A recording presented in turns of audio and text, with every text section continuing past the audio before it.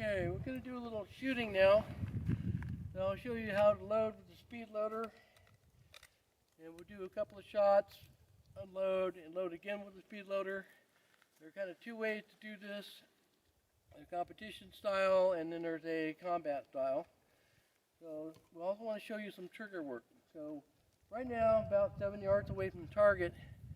So technically, if I were in a fight, I'm not going to be able to work the gun single action. I'm going to have to shoot a double action only, okay? So right now the firearm's unloaded. So I just want to demonstrate the action on the gun. So there are two ways to fire a modern double action revolver. You can press the trigger through and all in one motion, all the way back. The hammer will cock and release. That's double action, okay? So the action of the trigger did two things, cock and release, okay? The other way to fire it is to manually cock the gun back, and then the trigger will only drop the hammer. That's called single action, okay? Now in a fight, from here to there, okay, you're not going to have time to necessarily work that thumb, okay? That was one of the shortcomings of the old single action peacemakers back in the day. You had to learn how to hammer the gun, with your thumb, okay? Or you had to fan the gun, okay, in order to get the rapid firing at close distance like that, okay? The advantage of the double action revolver is the trigger does all the work for me, okay? But there's, with advantages, disadvantages on the revolver, okay? So one of the things we're going to notice is watch my trigger finger. It's going to take a while to press all the way through, right? And then watch my release. When I release the trigger for the reset, I got to go a long way, okay? Press, release, okay? So I'm actually moving that finger forward quite a bit. Now on the striker fires and 1911s that we have today, the modern semi-automatic pistols, that reset is like 1/8 of an inch, okay?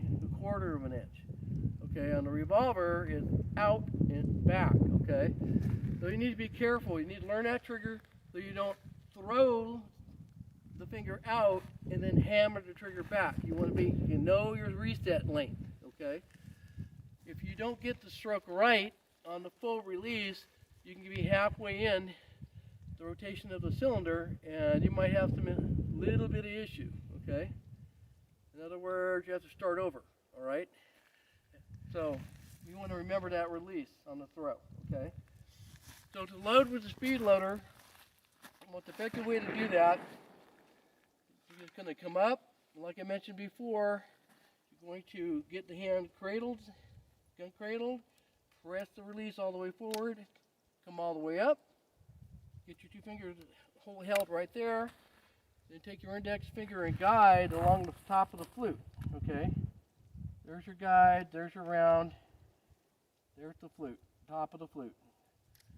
So now it's easy to strap, bang, we press, toss our loader away if we're in a fight, close the gun, and we're ready to engage, okay? So that's one way to operate the load, okay? All right. So now, in order to shoot, we want to start that stroke on the trigger. We're just going to keep our sight alignment where it needs to be in the black and come smoothly through the stroke. Release smoothly through the stroke. Okay, now the firearm is loaded, eyes and ears. Just come on up into the target area and stroke it.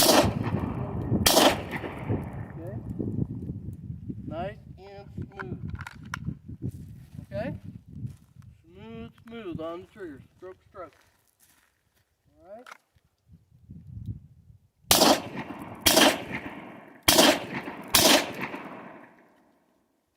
Now to unload, I'm up here. All I'm going to do is I'm going to come back into my elbows, touch, rotate out, get good control, come back around outside my body, and hit that ejector a couple of times. Nice solid hits. I want everything out of the gun, okay? And I want it behind me, so if I move forward, I'm not tripping over.